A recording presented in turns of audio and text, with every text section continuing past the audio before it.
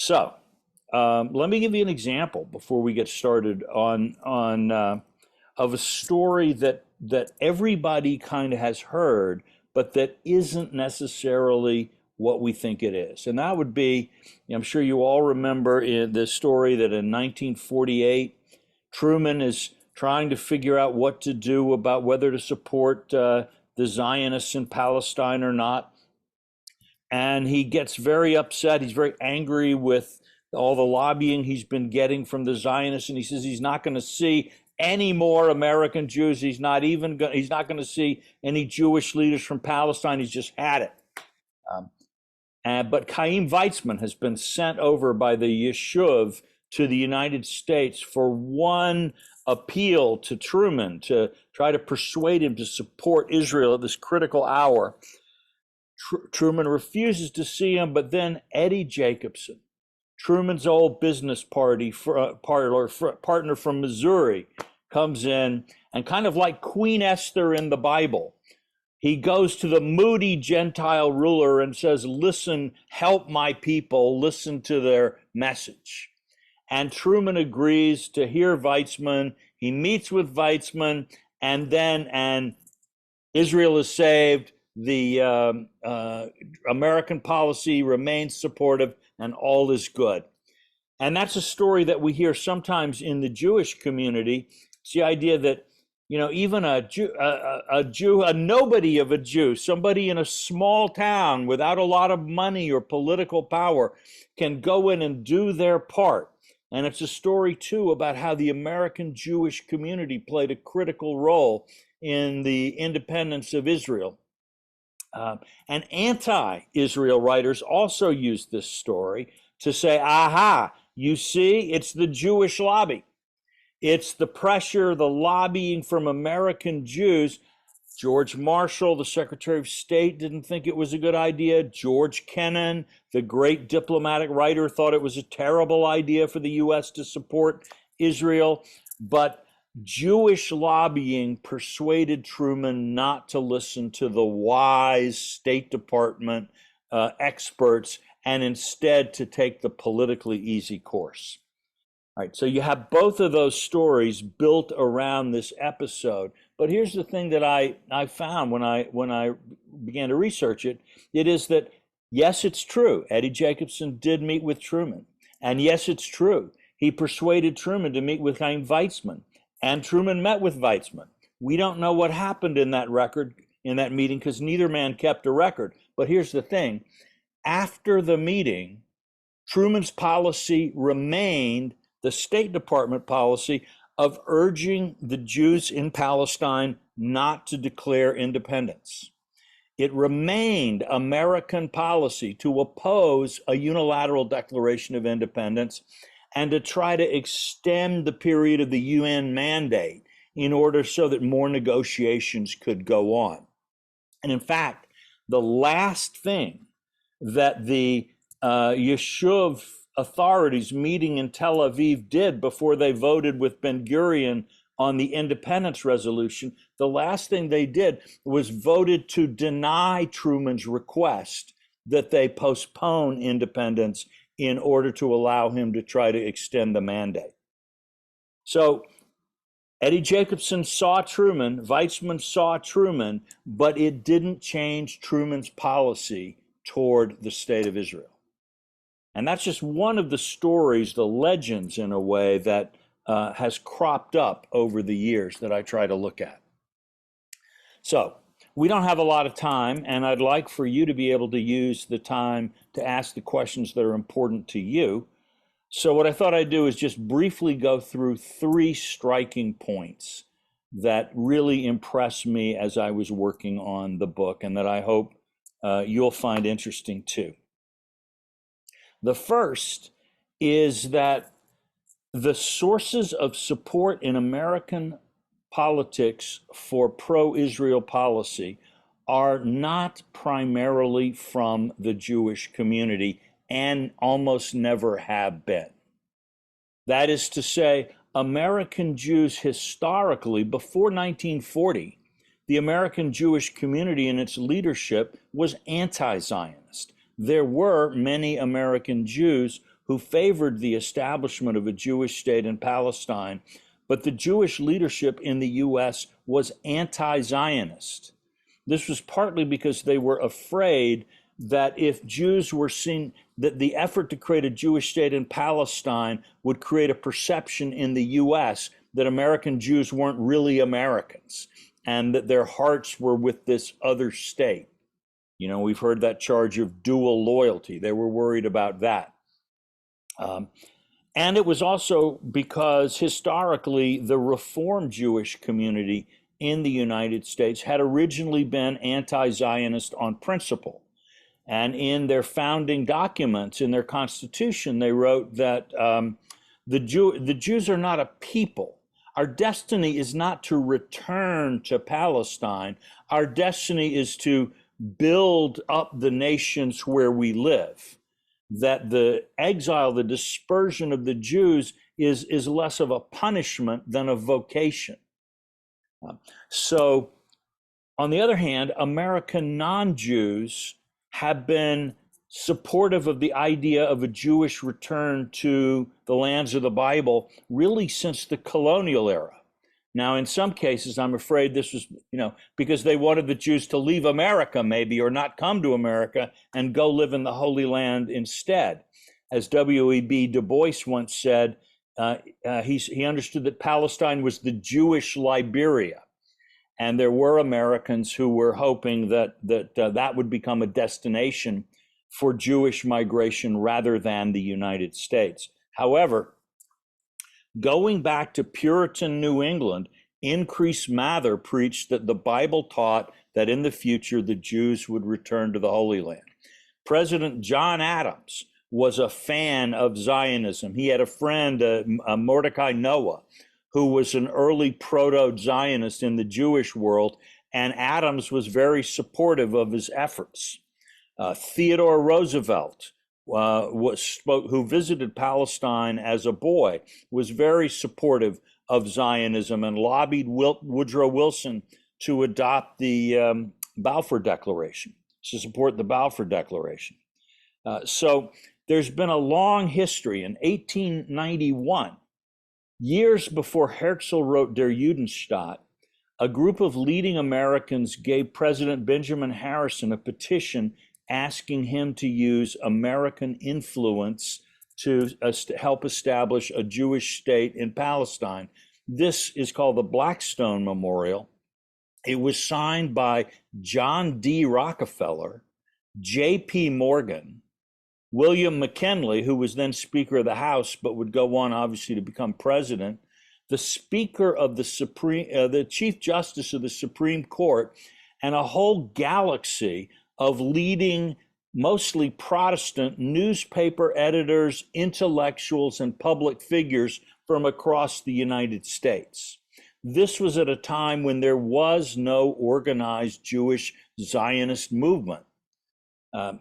And American Jews were by and large horrified by this memorial and opposed it. 100 years ago this month, Congress was debating whether or not the United States should formally endorse the Balfour Declaration, Britain's promise to build a Jewish homeland in Palestine after World War I. And it passed unanimously in the Senate and on a voice vote in the House, but not before a group of leading American Jews, 400 American Jews, had published a protest against the Balfour Declaration and urging the U.S. not to support it. And the leader in this effort was Henry Morgenthau, who had been Woodrow Wilson's ambassador to the Ottoman Empire and was widely considered the most prominent Jewish political leader of that time. So the story is a much more complicated one. And the strong support among non-Jews for the idea of a Jewish restoration in Palestine is one that we find popping up in all through American history. If any of you ever, while visiting Jerusalem, visit the American Colony Hotel in what was formerly East Jerusalem. What you'll see there is the remnant of an actual American attempt in the 19th century to persuade Jews to immigrate to Palestine and to start farming there in order to try to build a new dynamic community. This was not a success. The Jews were at the time were no Jews were interested in this, and especially maybe not under the sponsorship of American missionaries from the state of Maine. Nevertheless, it speaks to a repeated interest by Americans. The fascination of 19th century non-Jewish Americans with the Holy Land and with the tie of the Jewish people to that land, it fills our literature. Herman Melville wrote an epic poem about a love affair between a Christian and a Jew in Palestine. Some of the best-selling books in post-Civil War United States were travelogues about Palestine or histories of Palestine. So this has been around for a while. Why? It's partly religious. I won't go into that. Many of you are probably familiar with some of this. But it's also civil. That is, Americans, even secular Americans in the 19th century, had a view that America's progress and prosperity were part of a global transformation. With the Renaissance, we rediscovered the learning of the classical world. With the Reformation, we stripped religion of the superstitions of the Middle Ages. Then, with the Glorious Revolution and the American Revolution in 1688 and 1776, we've recovered the great principles of liberty that animated the ancient world, the Greeks, the Romans, and the Hebrews. And they looked at the great peoples of antiquity around them in the early 19th century. You know, the Greeks, who were this free people, great art, culture. Greece was flourishing. You went to Greece in 1810. It was groaning under Ottoman oppression. It was poor. The landscape was barren. The people were ignorant. You went to Rome. It was ruled by very oppressive popes. Rome was a malarial swamp. The Italians were poor. They were far from being free. They were ruled by all kinds of European dynasties under often quite backward and tyrannical conditions. And of course, the Jews were scattered around the world, despised, poor, persecuted. And as for Palestine, when Mark Twain went to visit it, he said the only thing worse he'd ever seen was Arizona. So so there was this idea that Americans had that the principles that worked in America could work anywhere. And if the Italians and the Greeks and the Jews could recover these principles, democracy, independence, and living by farming rather than living in cities, then those ancient peoples would flourish. Their greatness would return, their lands would blossom, and everyone everywhere would say, aha, the Americans are right. America has the principles that will revitalize the world. And so when the Greeks rose up against the Ottomans, Americans actually went and fought in the Greek War of Independence against the Ottomans. Julia Ward Howe, who wrote the Battle Hymn of the Republic, married a man who was a decorated American war hero from the War of Greek Independence. This was a big deal.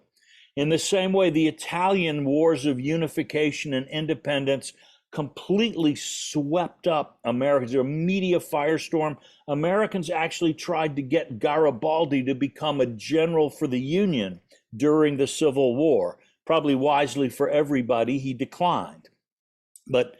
And so the Americans saw the project of a Jewish restoration to Palestine under American principles, be farmers and be Democrats, that this would demonstrate as the Jews went from being an oppressed, despised, weak people to being strong, powerful, successful, and respected. This again would show the world that American principles work. And so when Jews begin to feel the pull of the Zionist movement, Americans don't think, oh no, now those Jews are going to come along and they're going to make us support Zionism, and it's going to be such a pain. Why are they doing this? No, the Americans said, wow, the Jews have finally figured it out. The Jews have understood the American approach. I'm sorry, my phone is ringing and I can't find it. I hope it's not too distracting. It will stop in a moment. There. So there was this long-standing hunger. And then, of course, in the 1910s and 1920s, as Palestine begins to fill up with the kibbutzniks and the desolate land begins to bloom, Americans are seeing a confirmation. But there's one other thing I want to mention here, and then I'll move on. And that is, if we take ourselves back to the decade in which Israel became independent, the 1940s, and we ask ourselves, how did the emergence of a Jewish state look to non-Jewish Americans at that time? I think it's very significant. You think about the events of that time. 1944, Soviet troops start to liberate the extermination camps in Poland. And we no longer have just rumors and stories about the Holocaust. We see the pictures. We see on newsreels interviews with the survivors. The whole hideous human reality of this monstrosity begins to hit the civilized world. And what does this do? You know, for 200 years, the West had been living on this idea that moral and technological progress was going to change the world, was going to create a new humanity. We wouldn't have wars and we wouldn't have oppression, and people would stop hating each other, and the Enlightenment would spread throughout the world and humanity would become better. Well, by 1944, with 2 world wars and the Holocaust, it was clear that humanity had not morally advanced from its earliest days. Whatever is wrong with us inside had not been fixed. 1945, the war ends, but with the nuclear attacks on Hiroshima and Nagasaki.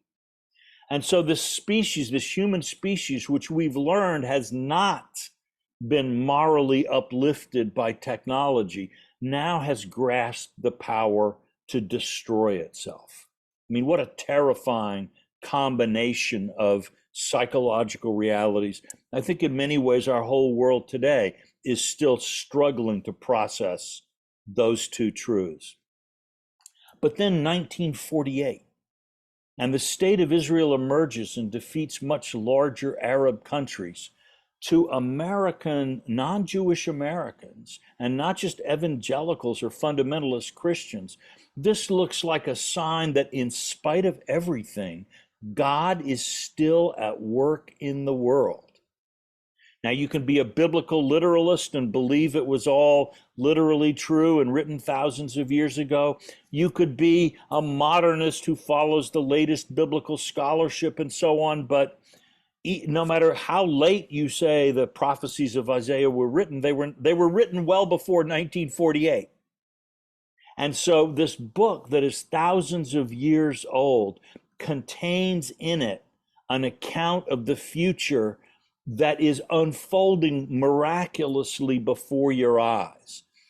If Israel exists, then so does God. And if Israel exists, God is in charge. He keeps his promises. I honestly believe that that feeling still in the United States is the background to the way many people, non-Jewish and some Jewish, look at the state of Israel. Not in a kind of fundamentalistic, left behind, apocalyptic way, but in this broader sense of God's providence is still shaping history. We can have hope. So that's where non-Jewish support comes from, I think. The second thing I found out, and I'll try to get through this a little more quickly here, is that The idea that many people have that Israel depends on American aid and that without American aid, Israel would sort of dry up and blow away is just not borne out by the facts. If we think about it, when did Israel really need American help most? The answer is from 1948 to the 1967 war. During that time, Israel was poor. It struggled to get arms. It struggled to manage its competition with the Arabs. It was filled not only with displaced people from Europe, it was filled with refugees from the Arab Middle East, Jews who had been expelled because of Arab hatred of Israel and Arab anti-Semitism. And so these people are thrown together as Golda Meir said, the only place in the Middle East that has no oil, and struggling to make a living. This is when Israel could have really used an American alliance, and it couldn't get one. During the Eisenhower administration, it was making a diplomatic alliance with Nasser was President Eisenhower's goal. Israel was a nuisance. Israel was in the way. America to win the Cold War needed to have a good relationship with Nasser and Egypt. And over again, Washington would choose the Arabs over Israel. By the way, in those days, support for Israel in America was a left-wing cause in the United States. Democrats, the Democratic Socialists of America, used Israel as the poster child for what a country should be. Israel was proof that socialism works, that a socialist country could be democratic, that a socialist country could have a growing economy and could have a strong military. So Israel at that time was the poster child for the left, and the right was much less interested. It saw a bunch of very secular left-wing Jews over there. That only begins to switch in the 1970s and then really in the 1980s. So Israel survived this time.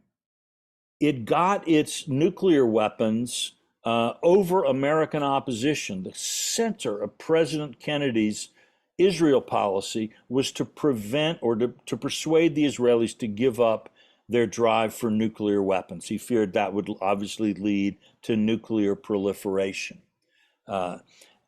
So Israel became a superpower without an American alliance. And it only achieved an alliance with the United States after it had become a regional great power. So often I think people in the United States think that Israel depends on America more than it really does. And then they think that American pressure can influence Israel more than in fact it really can. If the United States were to decide today we just don't want an alliance with Israel anymore, countries would be lining up around the block to be Israel's ally. China would love to have access to Israel's technology. Russia would love that. India would love a deep partnership with Israel. So this idea that Israel is kind of a weak darling that is only propped up by American support, and that American support depends on the lobbying of American Jews, which is a very common picture of this relationship and this reality around the world, is, in my view, just not true. Finally, let me just say a little bit about anti-Semitism, and then I'll open for questions. One of the things that came through to me very strongly as in my study was that America, for centuries, has been less vulnerable to anti-Semitism than European countries on the whole. And now, less vulnerable is not the same thing as immune. And there has been a lot of anti-Semitism in American history, and in the book I look at some of that very concerning history.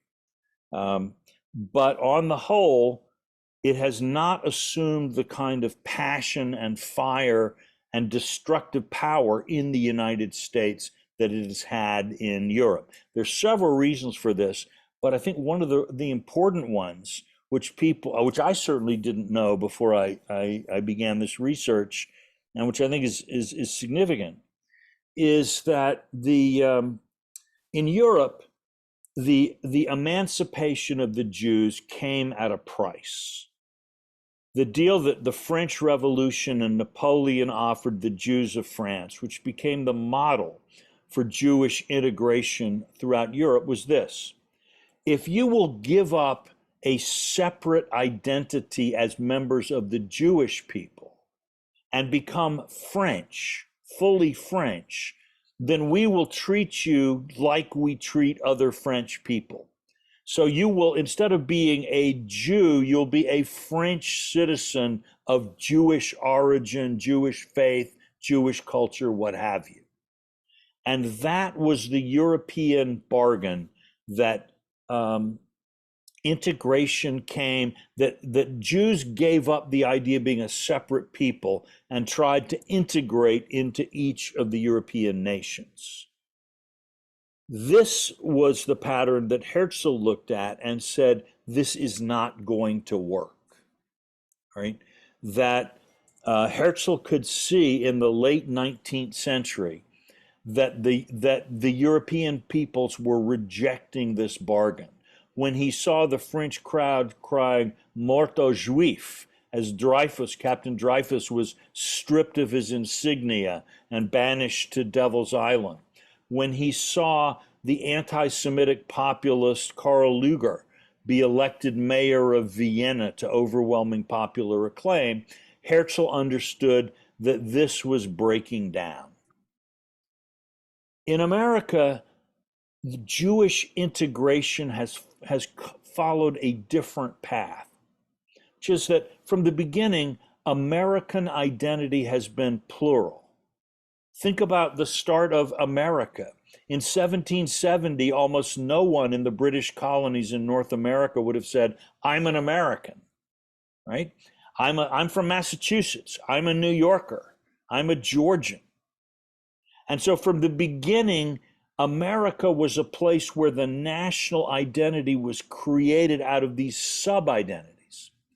But this was also true of the religious family in America. Almost everyone in America at the time was Protestant. There were a few Catholics here and there, a couple of thousand Jews, but the overwhelming majority were Protestant, but they were different denominations.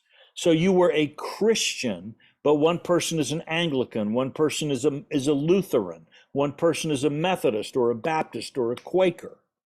So this idea of kind of denominations, that Americans can belong to different denominations but still be part of the same people. As more immigrants come in, this idea is how the American mind sort of works with the immigrant experience. So the Irish come in the 1840s with the potato famine. Well, they're a religious group, they're Catholic, and they're also an ethnic group, but they ultimately, Irish Americans emerge as an American denomination in a way. And so we have ethnic groups who are, you're Irish American, you're Hungarian American, Greek American, whatever, and you can be Jewish American. And there's no contradiction between being an Irish American who's a member of the Irish people and being a Jewish American who's a member of the Jewish people. And again, so for Americans, Zionism looks like something very natural. The Irish want an independent Ireland. The Polish want an independent Poland. Yes, Jews want an independent Israel. It makes sense. It's not different. It's not weird. And American Jews, I think, were actually worried that Zionism would set off these anti-Semitic reactions in America because they had that European experience in mind. But in fact, Zionism has consistently been the most popular Jewish cause among non-Jewish Americans. Anyway, those are some of the ideas that kind of hit me as I worked on the book. And I'd be happy to take questions or hear comments from anybody now. Okay, thank you very much. That's so much information. So let's start with Bruce. Would you like to Sure. Yeah, navigate we'll this? start. Well, first of all, we have a comment from Deborah. And what do you think? The question is, what do you think about AIPAC's change in tactics to openly fund candidates who oppose anti-Israeli candidates? Well, first of all, I think that's what most people thought AIPAC had been doing all along. That's when that's sort of people's idea of AIPAC all along. So I think if you're going to get blamed for it, you might as well try it. But it's interesting to me that people problematize Jewish donations, right? So, on the right wing, you'll hear when George Soros makes donations for, very liberal prosecutors. And I personally don't think that's a very good idea, but okay, it's his money and his ideas. You actually have people talk, you have people criticizing him in anti-Semitic terms. In the same way, when Jewish donors make a contribution based on their views of Israel, somehow this is terrible. While it's fine if real estate lawyers make contributions to a candidate based on their view on real estate law, or it's fine if Irish Americans make contributions, et cetera, et cetera. So I think we need to bear in mind that the specific strong reaction to Jews doing what everybody else does in politics all the time is a sign that the battle against anti-Semitism in America is not over. Very good. Karen, you had a question. I actually have two. Number one question, you said at the beginning of your talk that Truman's policy to Israel never changed after his friend Eddie Jacobs talked to him. So my question is, what specifically then caused them to vote yes in favor at the UN? That was a big change in policy then. Well, actually, that happened before Eddie Jacobson's meeting.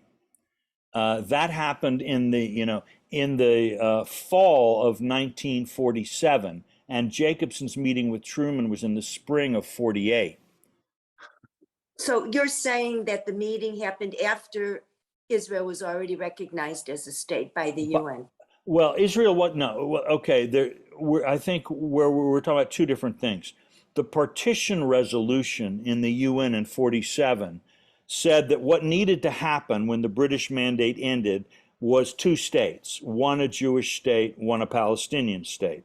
As you know, or Arab state, as people would have said at the time. As you know, the Jews accepted the partition resolution, the Arabs rejected it and began to fight against it. So that's saying that someone has the right to form a state is not the same thing as recognizing the existence of the state. That date that you're talking about is the date that Israel identifies as their Independence Day. And that's the date that they celebrate. No, the date that UN vote. Okay, I think you might want to check that because the UN vote is in November and the Israeli independence is in May. Israel celebrates its Independence Day in May. At least I get an invitation from the Israeli embassy every year. They do celebrate it in May. But they do, and we were there for one of their right. So it's not the UN vote; it's the Israeli Declaration of Independence that the UN approved. They were sitting there. The movie that they showed us was Ben-Gurion in charge of the meeting, and that they're all sitting around their TVs, radios, and listening to the UN vote, and they were waiting for the United States vote because that was the pivotal vote. And the United States voted yes, and everybody starts screaming and yelling and celebrating. Right.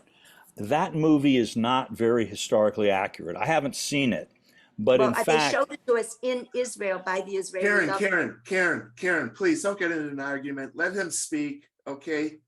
All right. Look, I haven't seen the movie, so I can't really comment on. I'm not going to comment on a movie that you've seen and I haven't. But what I can comment on is the history, and actually.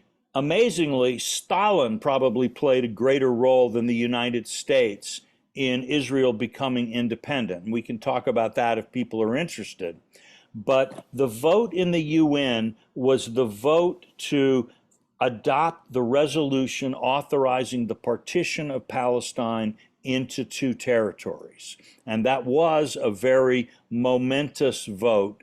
The American vote on that was not a surprise. It had been announced months in advance. What was a surprise was that it got the 2/3 majority, and that was due in part to American lobbying of countries like Haiti and Panama, which had earlier been more hesitant. So the vote was a triumphal moment for Israel, but the American vote was not a turning point in that vote.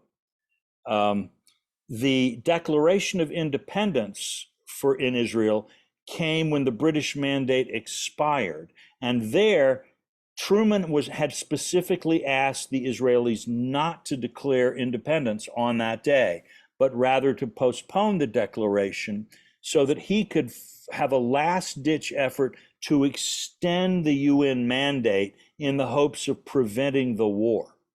So, so Truman, that was the policy of Truman that did not change.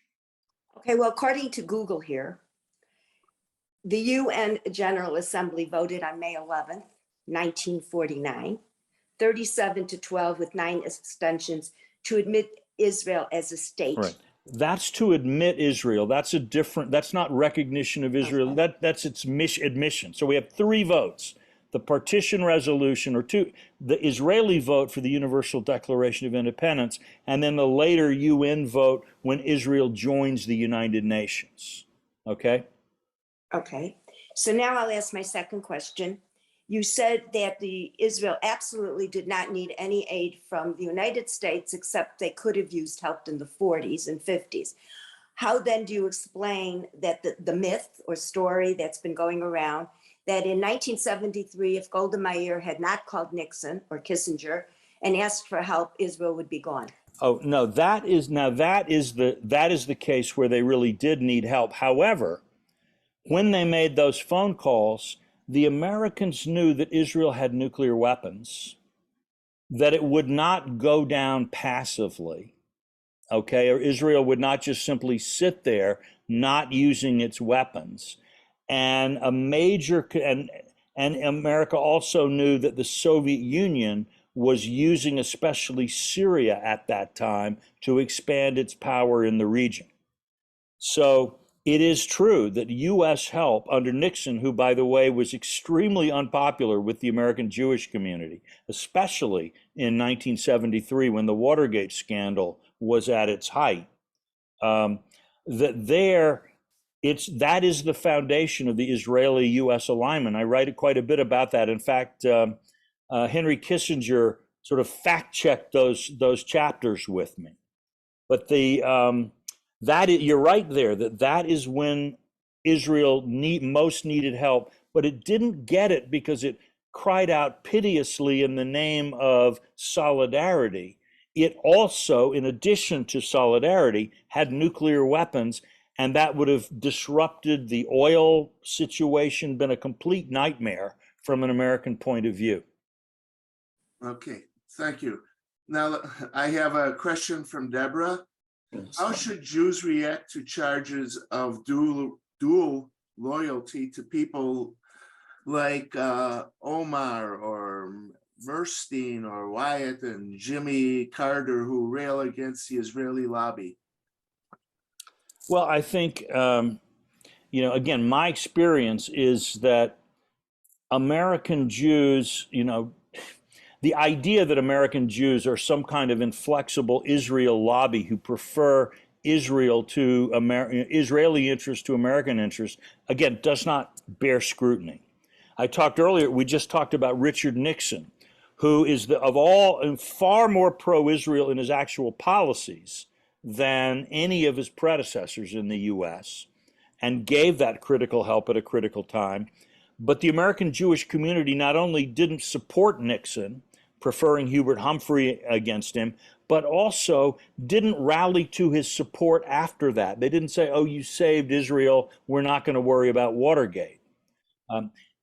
George W. Bush, his policies. His mother, George Bush's mother, once on the phone said, well, hello to the first Jewish president, indicating her displeasure with his pro-Israel policy.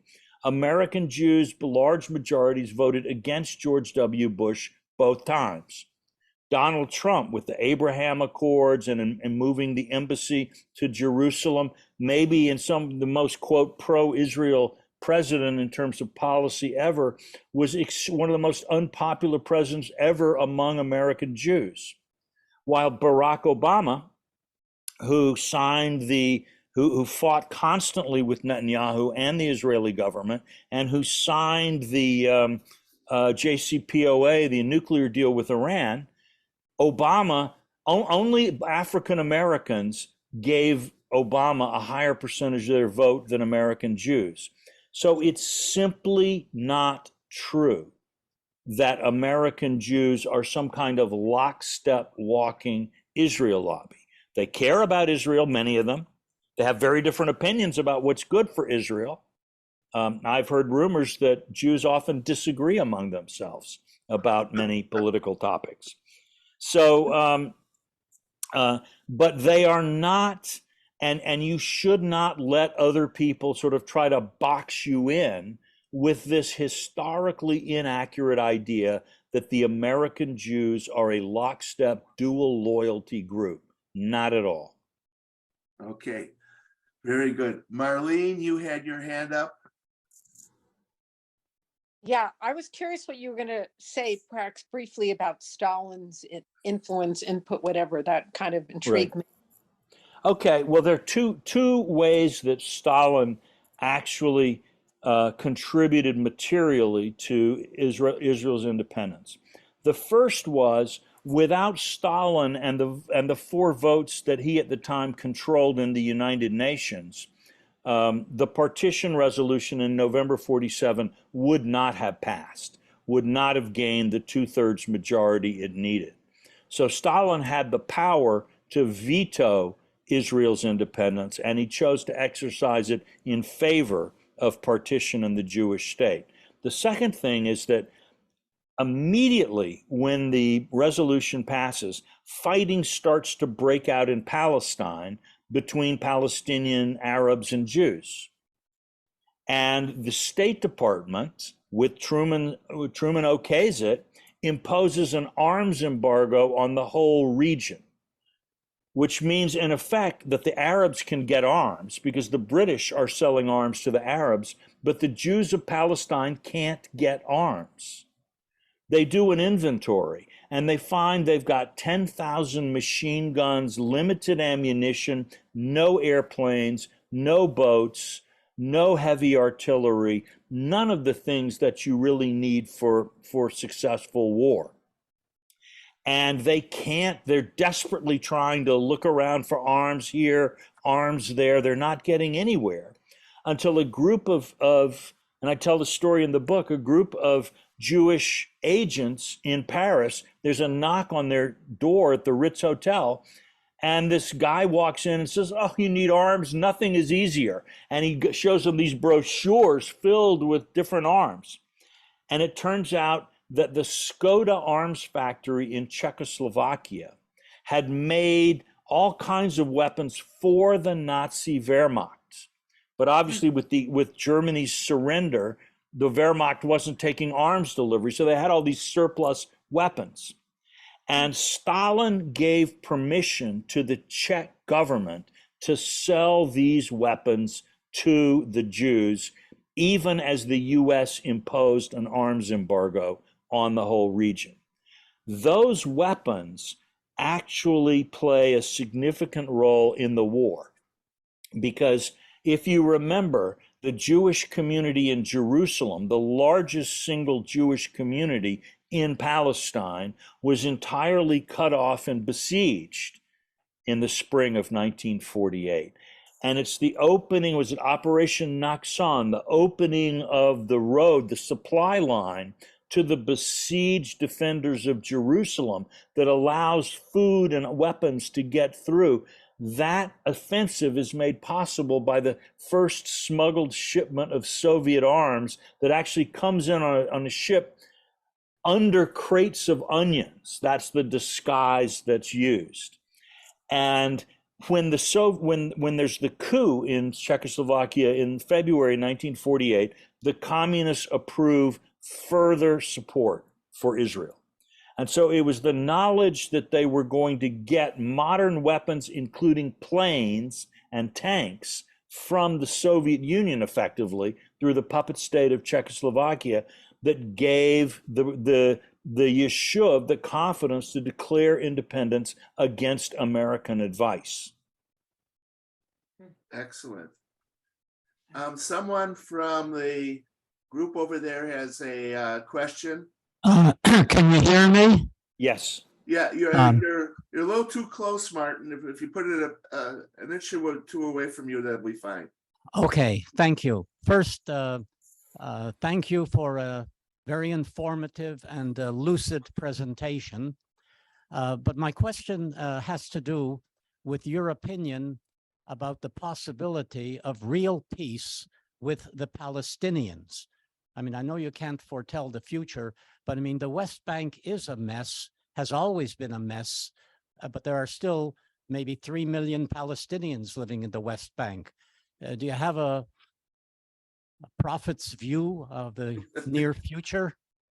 Well, I think this is one of the most difficult problems in diplomacy. The British failed to solve it Balfour didn't solve it. Lloyd George didn't solve it. Winston Churchill didn't solve it. Franklin Roosevelt didn't solve it. Harry Truman didn't solve it. I don't think I'm going to solve it. But I think we can say something about the Palestinian problem, which is that I think Palestinians sometimes think that what they need is a great national leader who will lead them to a military victory and defeat their enemies. I think what they really need is actually a leader like Konrad Adenauer, the post-war leader of Germany, who said, we have to accept defeat and we have to live in a different way. The old Germany, the old ideas of Germany no longer work. Forget Alsace-Lorraine, forget all those Polish lands that we've lost, Silesia, East Prussia, and we need to anchor ourselves with our former enemies in the West, and that is the way forward for the German people. And out of it, Germany and Konrad Adenauer were able to build on the ashes of 1945 something, an extraordinary democratic and economic success story. And so until the Palestinians get their Adenauer, someone who can frankly accept defeat and confidently and seriously begin to build on that foundation, to realize defeat is not the same thing as the end. Then when that day comes, and when a critical mass of Palestinian opinion is ready to support that leader, I think we can see something. Now, I'm a bit more optimistic than I used to be, simply because the other Arab countries, so many of the other Arab countries now recognize that their relationship with Israel is vital to their own security. As America looks less reliable and as Iran looks more dangerous, and the world generally looks more dangerous, Arabs and Israelis have come to realize that they need each other. And therefore, and the Arabs want the Palestinians to come to some kind of agreement. These other Arab countries want this to be over. So I think in ways that we may not see and that may not be public, there'll be increasing pressure from the Arab world to get the Palestinians to develop the kind of leadership that might be able to get us to peace. But it's not going to be easy. I'm not optimistic. I'm not telling you it's coming tomorrow. But if it comes, I think that's the direction from which it may come. Bruce, may I ask a second question? Yeah, of course. Do you, in fact, support the reestablishment of the nuclear deal? I don't. In principle, I support a nuclear agreement with Iran. I thought that President Obama's deal was too weak, that it didn't do enough. We needed to bring the regional security issues into that negotiation. But the Obama administration, I think, was just looking for a way out of the Middle East, and we're ready to get what was a bad agreement, and it became destabilizing, I think, rather than stabilizing, because the Iranians stepped up their activities in the region when the goal needed to be to curb them.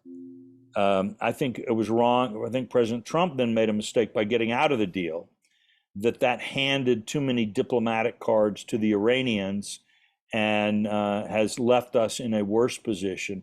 If I were him, I would have stayed in the deal while punishing through sanctions and other things Iran's behavior that in other ways was unacceptable to the US, and through that mechanism force the negotiation on Iranian regional policy that we need. But, that's all water under the bridge. I think today the deal is so weak and that it does not make a lot of sense.